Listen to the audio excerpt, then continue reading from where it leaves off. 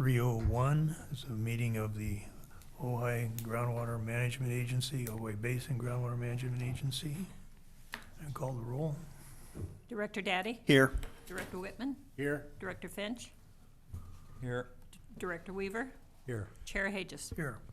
You stand for the Pledge of Allegiance. I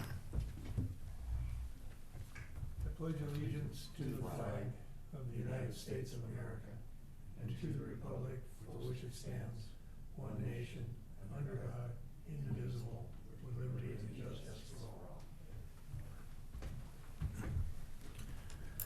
Okay. Director comments. Mike? None from Mutual. Bob? None from the Water District. None Yeah. from City of Ojai. Jim? We had a meeting, none other than we are 2 people short on Ojai Water Conservation District. 2 directors didn't fill out paperwork and couldn't find others. Oh. So we're 2 short. Okay, I don't have anything. General manager comments. Hello there. A few little things. One is that the alternate director for Bob Daddy's position resigned or dropped out. So we do have another person who's interested, Carla Ferrante with the Ojai Chamber of Commerce. So if the board's agreeable and Carla's agreeable, we can maybe do a swearing in at the next meeting. That's out there. I don't know if, Carla, do you want to say anything? Sorry to put you on the spot. Can you hear me all right? So I am a resident of Ojai starting in 2015, and prior life experience, I worked in international sales and marketing with Fisher Scientific. And as part of that, there was a lot of water filtration and a lot of desalination plant activity that we did. So we worked with Bechtel, we worked with a number of different engineering firms. And so I've always had an interest in groundwater and century water and things of that nature. Being a native to Ojai now for the past 10 years, I understand how important our water conservation and water resources are for the longevity and the continuation of our lifestyle here. So I appreciate the opportunity to learn more about it and contribute actively. I am currently the CEO of the Chamber, but I also do have a law degree, so I also practice trust and estate practice in the background. So I appreciate your consideration as an alternate to Robert Daddy. Do you have any questions for me that you want me to answer? Okay, thank you. Thank you. We are currently reviewing a well application for a potential well along Mercer Avenue that's proposed to extract 10 acre-feet a year.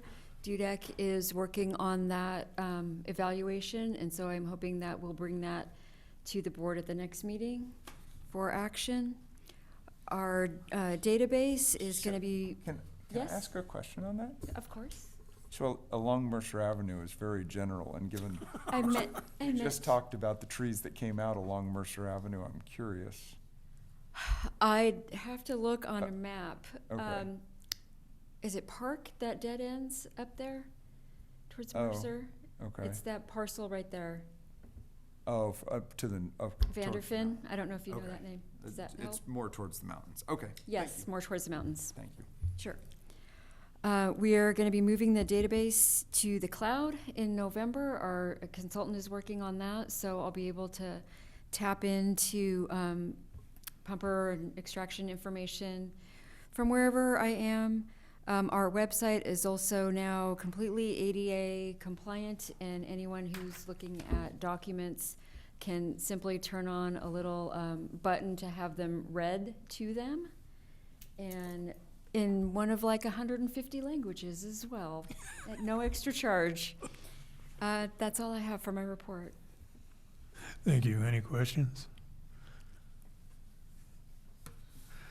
Okay, looks like we have some new guy that's going to do the basin report. Who is that? Go ahead, That's funny. Jordan. Thank you. Happy to do it. Jordan Kier, same as always. most of the time at least. Let me just share the screen here and go to the slideshow.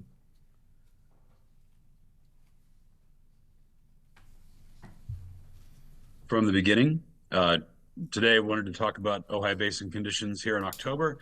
Bouncing along is the jingle that came to mind, and envisioning a pumpkin rolling across the screen here, but I couldn't find the icon to animate that. Nevertheless, we've gotten a little bit of rain here. To date, over the water year, 3.94 inches on the ridge above the basin, about 1.91 inches on the valley floor. Most of this came in a series of a pair of storms earlier this month. Found this image. You may have seen this before, either live or on the county's website where these came from. But this is what those remote rain gauges look like up there on the ridges during semi-normal times and shortly following the Thomas fire when this was getting repaired. I found that pretty interesting. They share that. What that does to the basin, of course, is recharge it and allow for the discharge over the recession periods. This particular time frame, we're at 139.56 feet to water in the Key Well, and that was yesterday. About 74.5% basin capacity, or 59,600 acre feet. I put a localized nadir at on October 10th, where we saw a depth to water of 140.78 feet, which, it came up about 2 feet after the rains, and it started to go back down again. But just in case we don't reach that 140.78 foot nadir or the bounce, we will keep that on there for the time being. We've talked about how this compares to 2012.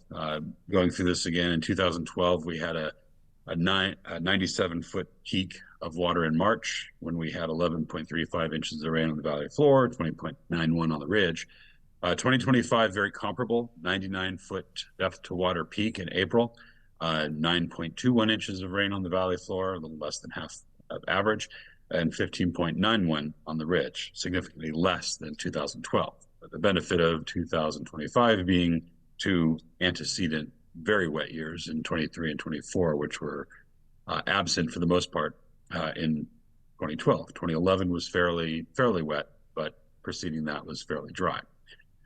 In 2012, we had a 182-foot nadir on the 4th of October, 2012.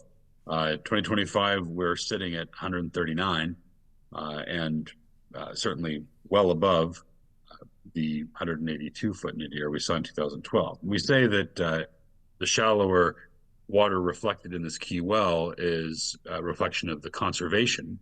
But last month we talked about what did the valley floor look like in 2012, and pulled up a couple of air photos on this. The ones from County View seem to be the best. This is a December 2012 air photo. And if we compare that to the most recent photos that are available there are still in 2024.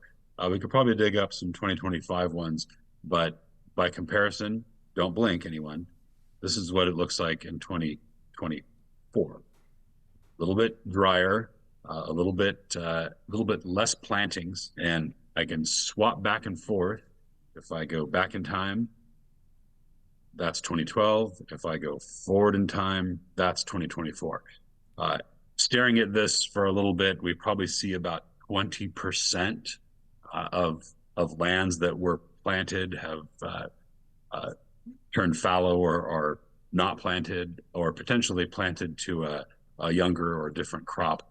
And that 20% is a rough estimate. Of course, these days we have tools where we can assess this on a more detailed platform and really quantify the number of acres, really down to the acre or even square meter if so inclined. But I thought this was an interesting exercise. I'll go back in time one more time, 2012 and up to 2024. You should be able to see this on the website when CC or Julia upload this and can flip back and forth between these slides to get a comparison if you wish. So even though we had a little bit of rain, we're still at around zeros coming into most of the basin. Our surface outflow is, at least as of yesterday afternoon, about 1/10 of a CFS flowing out the Montgomery or Stewart Canyon drain down near the basin boundary, and the outflow on San Antonio Creek proper a little over 1 CFS. Now, in total, we have an outflow of 1.14 CFS that we measure at the surface. There's still, of course, some subsurficial flow in the alluvium of San Antonio Creek in that area, but that is what is passing as surface, subaerial surface flow in the channel. And I put an asterisk this particular month because it was really warm yesterday. You know, if you were out and about, you felt that 100 degrees, every degree of it potentially. And the plants that were taking up water to survive out of the perch system were no different. So when we do take this in the afternoons, especially on such hot days, we should asterisk these numbers. We see fluctuations in flow over half a CFS at times when we see this kind of temperature shifts, especially as cool as it is at nights and hot as it is in the day in Octobers. Continuing the bounce along story, just following what the hydrograph looks like, high frequency for the Elrod well since 2023 October. So we got 2 years of data shown here. Recession from 23, the wet year of 24, recession of 24, relatively drier 2025. And then all of a sudden, where we are now, we see a little bit of a blip there at the bottom, hence the term bouncing along, the bottom at or near our annual low. The inflow, of course, dry as a bone, as they say, underneath the Ladera Bridge on Senior Canyon Creek. The interesting thing here is that just downstream of this, there was a little bit of intermittent flow that we saw downstream from this bridge. Nothing of significant, relatively quickly infiltrated once again. Thatcher also dry. Well, shadows are long, but the water is absent at the confluence of Gridley and Senior at the San Antonio Creek proper. On the discharge side, you've got the Montgomery drain or the Stewart Canyon drain coming out. That's that 1/10 of a CFS. And over on San Antonio Creek proper at the basin boundary, still in some bouldery alluvium there, you've got, that's the 1.04 CFS. Pretty much the lowest we've seen in a while, that's for sure. Down at the Old Creek Road, county gauge, things still looking fairly verdant. We still do have some water flowing in there, a little bit more water than we see coming out of the Ojai Basin at the basin boundary. Of course, this is even shallower alluvium at this location and a bit larger watershed, of course, for capture. What do we got going forward? NOAA is talking quite a bit about La Nina effects. What that means is that if we look at 3-month windows for November, December, and January of this year into next, we're looking at some pretty warm, leaning temperature chances and equal chances of average, right, for much of the November, December, January. As we look ahead to January, February, March, things stay in the same as far as temperature, but looking drier or likelihood of below average precipitation for that bulk of winter, January, February, March 2026. And then if we look forward to April, May, June 2026, we're back to average for those months expected, equal chances at least for April, May, and June, and still warmer temperatures. So we'll see what we get, but it's always an interesting exercise to go through these. All right. Happy to entertain any questions. Any questions? Yeah, I have one. Ventura Watershed sent out a note. They're going to remove quite a bit of debris from the San Antonio catch basin. Do we get any percolation out of that when we've had adequate water to go at least into the perched system. It's not San Antonio, it's not, Our Ventura watershed, it's the one up on Kenyatta. I don't know why I wanted to say San Antonio. It's Yeah, up I think at it's North Stewart Signal Canyon. and Kenyatta Creek. Street. Yeah, so that is one that if there's water in there, it does find its way to percolate into the perch system. It is well over the perch system and is not likely to infiltrate into the main production zones. But the more efficient that catchment is, the more water does reach the perch system and vis-a-vis exits into San Antonio Creek once it percolates underneath the city. Any other questions? Thank you, Jordan. All right, thank you. Okay, the next item is public comments on any items not on today's agenda. Are there any public comments? Okay, hearing none, we'll move to the consent agenda. We have the financial report for September, minutes of September 25th, and minutes of September 25th special meeting. Have a motion? I'll move to approve. Call the roll. Director Daddy, Yes. Director Whitman, Yes. Director Finch, yes. Director Weaver, Yes. Chair Hages. Yes. Okay, item 8A is consider moving the November 27th board meeting to December 11th. And item B is consider canceling the meeting on Christmas. Any objections? Have a motion? I recommend I move we accept the dates moved on the calendar for the meetings. Second. Call the roll. Director Daddy, Yes. Director Whitman, Yes. Director Finch, Yes. Director Weaver, Yes. Chair Hages. Yes. Okay, item 9A is discussion of cash flow projections for our sustainability management compliance. I think Bob brought this up at a couple meetings when we approved that $250,000 study or report. His question was, do we have enough money to do that? So, Julia? The answer is yes. So I took where our bank statements are as of the end of September.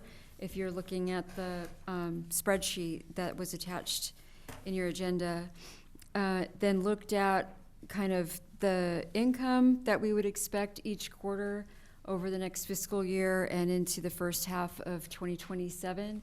And I adjusted it based on kind of the seasonal input that we get from pumping more in the warmer months, obviously. And then took the expenses similarly for the quarters. And if you look at line 15, that's the GSP implementation. And based on the schedule that DUDEC provided and kind of how their work was going to be spread out for the 5-year periodic evaluation, that was how I saw kind of the cash flow for that effort going. The monitoring wells that Jordan's going to be helping us with, I think will get done by the spring. And then we still have the annual reports that will be due in the second quarters of each year. And it's kind of how the running balance is down at the bottom. So where we started, plus the income, less the expenses. And you can see at the end of it, we end up only a little bit lower than where we started. That was the purpose in implementing the increase in the groundwater sustainability plan extraction fee almost 2 years ago, so that we would have enough money in the bank, knowing that these expenses were going to be coming our way. After that's done, and we have a little reprieve from another 5-year periodic evaluation, we might think about reducing the GSP fee for a couple years and giving people some relief from that. I hope that will be the case and that there won't be more requirements in that time period. And we will get this one done and then hopefully make some headway with DWR on streamlining what those reports are supposed to look like for small agencies such as ours. Small imbalance. Yes, small sustainable agencies. How many acre feet of production is this based on annually? Based on 3,500. Oh, 3,500. Okay.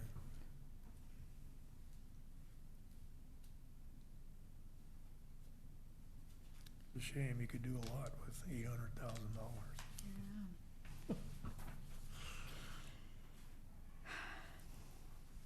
Any questions? Questions? Since we're on this legislative committee, any movement to see what we can do about mitigating the size of this study that we just, I mean, we can change the date and just send it in. I mean, this thing doesn't change. And we're charging these people $10 an acre foot just for this study. We don't have these irreversible issues, subsidence. And I would really like us to get our local state senator and assembly involved in this thing. Should get them to show up. I think that Linda's working on that with a group of, Julia, too. yeah, sorry. So a group of small basins are lobbying the legislature now. I'd like to see Bennett get involved, and I'd like to see our Santa Barbara state senator. She is the head of the Senate. She's the chair. And so I think she could have the most impact because she can put the legislation in place a little bit quicker, and she can also go ahead and tack it onto existing bills where we don't have to wait for an entire year cycle. So I'd like us to at least have contact with them and see, because sending in the same report, wasting $250,000 to get no new information is just not equitable or fair to the pumpers, my opinion. Well, the other thing I'd like to know is if we establish that we have achieved sustainability, can we say we're done? No, but could you just keep sending to a comment that Bob said? Could you just, I mean, why change verbs? If the report is accurate, get the numbers correct. But it's, when you've had a 5-year sustainable period, and if you have another one, change. The report's done by the engineers though, and we're just I know signing off on their report, so you we gotta have- get the engineers to buy in on that idea that, We have Dudek on the line, which, sorry, we're cutting you, trying to talk our way out of you. I think they know where we're coming from. Not all of you, just the repetitious part. There is a lot of ongoing work that needs to be done, right? Sustainability, achieving sustainability is not a single point in time, right, under the statute. It's this ongoing obligation to ensure sustainability of the basin. And, you know, I think that's what DWR is about. And they've got all kinds of technical requirements. I mean, you know, we were all here, not all of us, but most of us, when we tried to do the alternative study, and that was flatly rejected for reasons that we really didn't fully understand. I mean, the impression was that, you know, we didn't have the technical studies to back up what we were trying to say in the alternative study, and that's, or in the alternative evaluation. And, you know, so that's the role that DUDEC provides. I mean, granted, it's a very expensive process, costs a lot on the pumpers, but in order to meet DWR's requirements, you know, it's got to be done at that level of sort of expertise and detail. You know, I think it makes good sense to try to talk to our legislators and also see if there's an opportunity to reprioritize our basin from a high priority basin to a low priority basin based on the factors that DWR has in place, and, you know, that's another approach to this whole thing, but, you know, for the time being, we're stuck, right? Yeah, but it's my understanding, we're supposed to establish targets, for lack of a better word, Right. for each of these elements of sustainability, and a plan to address it if we exceed the target. So if we do all of that, we could report that everything is sustainable. We haven't exceeded those. And I think we only have a couple of those elements that we have to come up with a target. And I mean, one of them is the groundwater, surface water connectivity issue, which may or may not be resolved in the adjudication. But all of the others are resolvable. We meet most of them. We just need a formal target Yeah. and some kind of action plan if we exceed it. And again, it was a one-size-fits-all act, and taking the uniqueness of this basin into consideration is something that we should be advocating. What I would like to see if we're doing the annual reports and there's a trigger, you know, or there's one of those criteria that we're not meeting, that should trigger, you know, an evaluation, not just every 5 years. It's arbitrary. Right. That's what I would advocate for with DWR, but it does require changing legislation. So there will be some effort needed on that part by our legislators. And Steve Bennett was very open when we went up there in May about the funding from Prop 4. And I'm hoping that we'll get one of the things the small GSA is advocating for at our last meeting, and I'm going into the next agenda item already, is of the 15 or so small GSAs that were identified, that we each get $100,000 out of that $15 million from Prop 4 that goes to fund our 5-year evaluation. So we might get some back if we can keep active in that effort, which is what I plan to do. But it just takes time to move those efforts.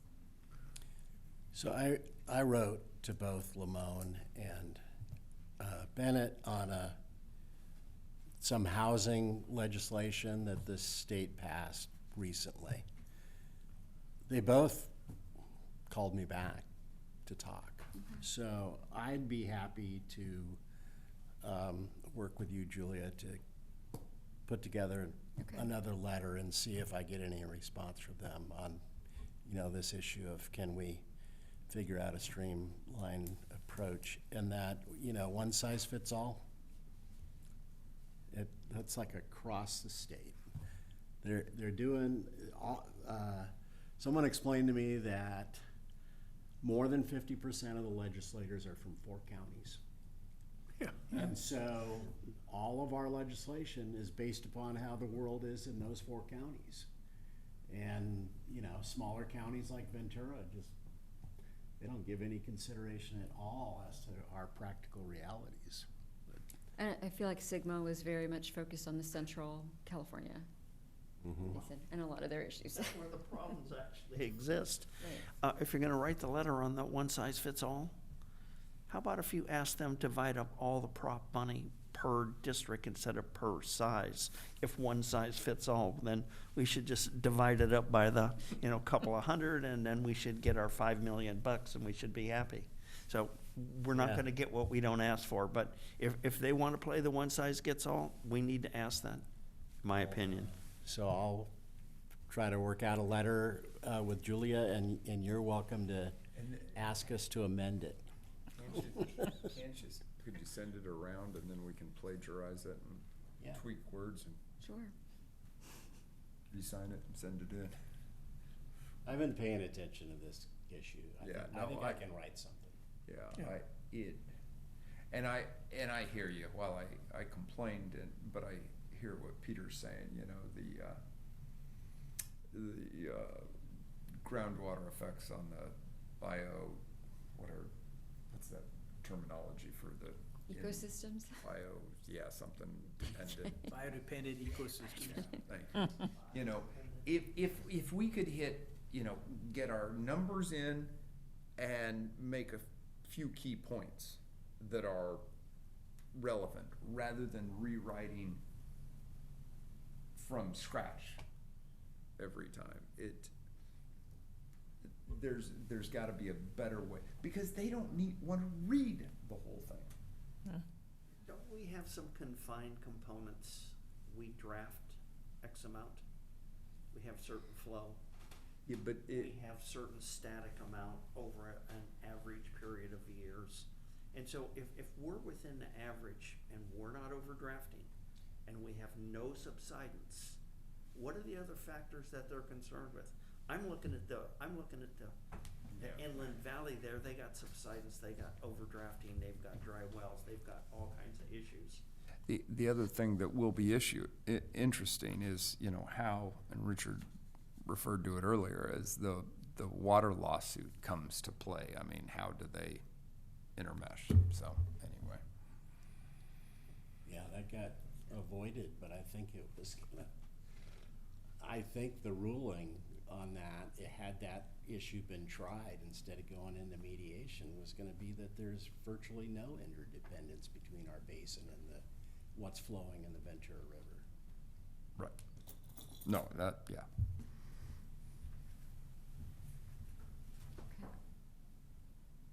I don't know, it just seems to me that we ought to be able to develop a report where we've checked off 6 of these 8 or 9 things, and we only report on the 2 that we're working on.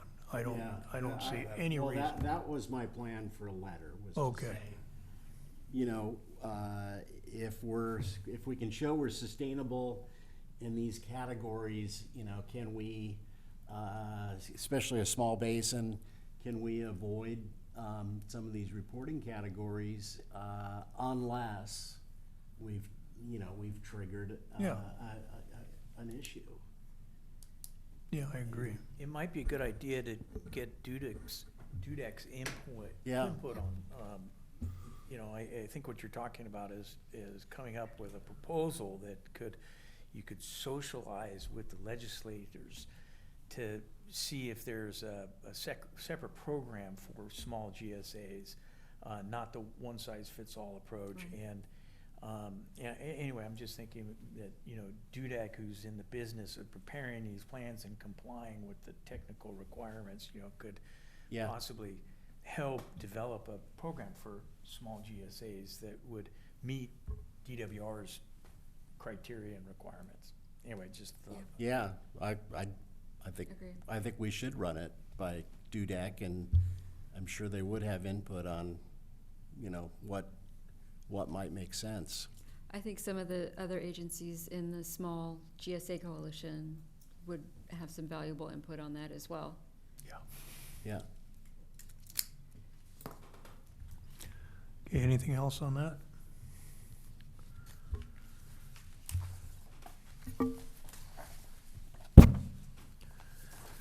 Okay, next item.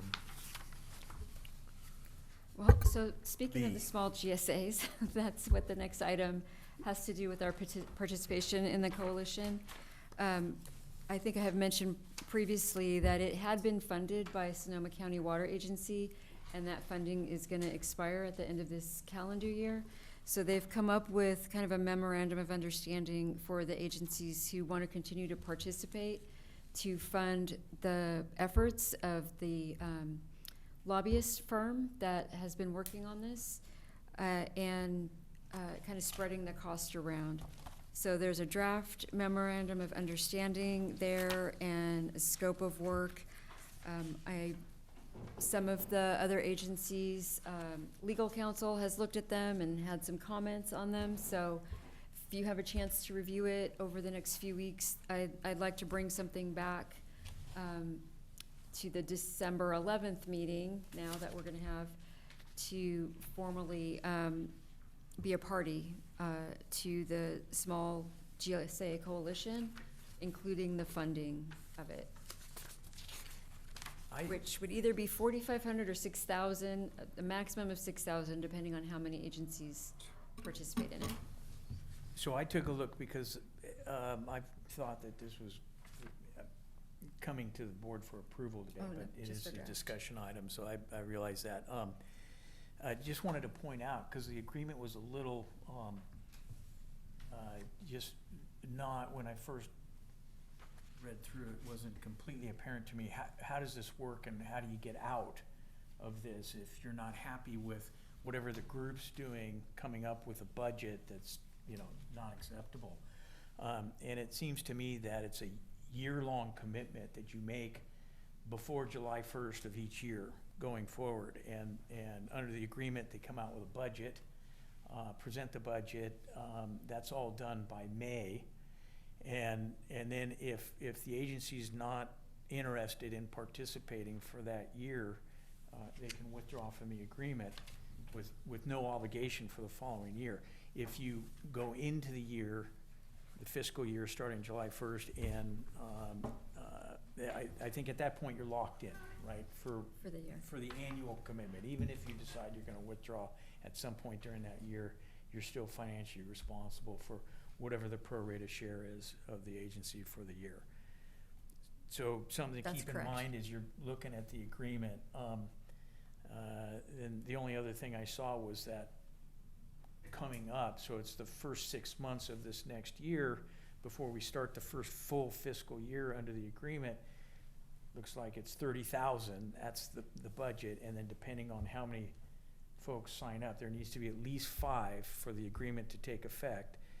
And there's probably gonna be more, but I think that the worst case scenario is there'd be 5, we'd be one of the 5, and then that's a $6,000 commitment for the first 6 months of 2026.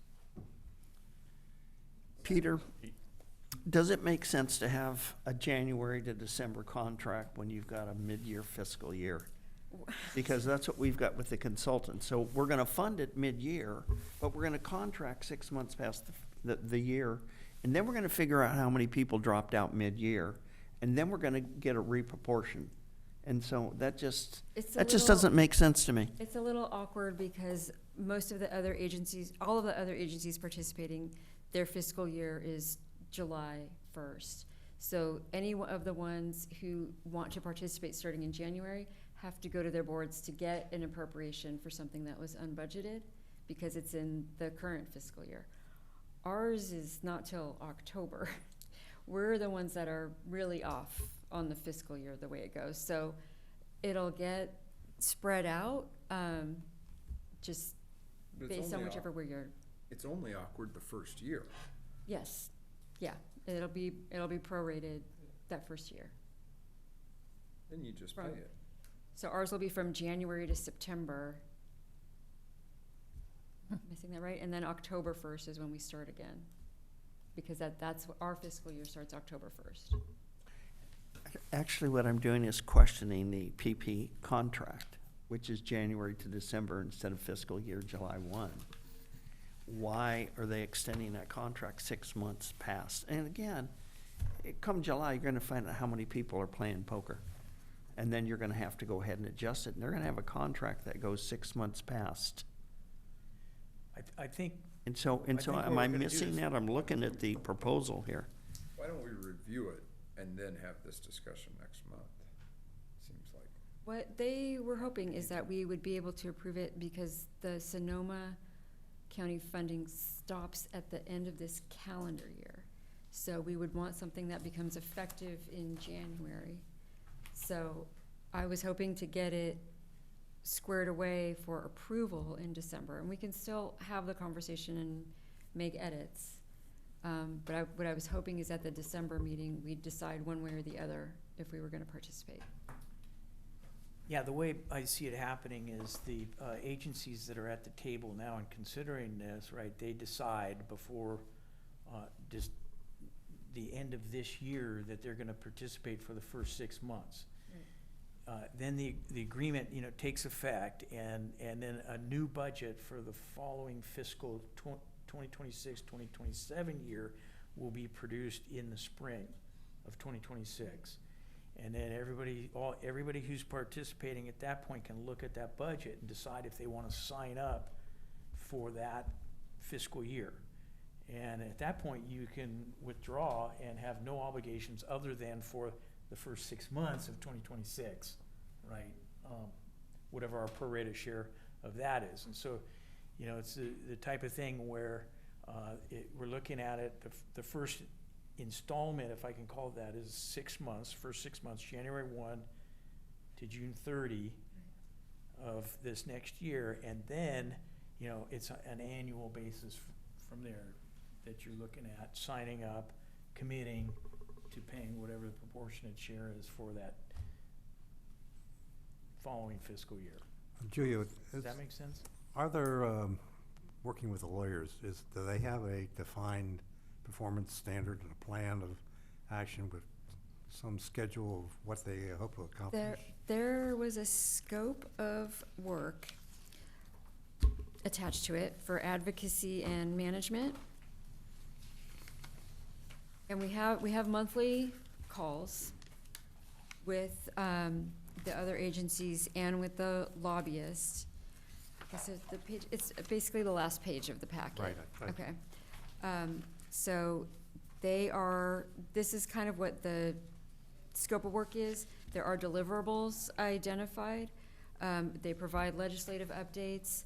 This is how the whole Prop 4 climate change discussion came up, on how could we carve out a piece of that, you know, dedicated to small GSAs. It came out of this group and that lobbyist saying that he thought that there was an in for us to get some of that funding.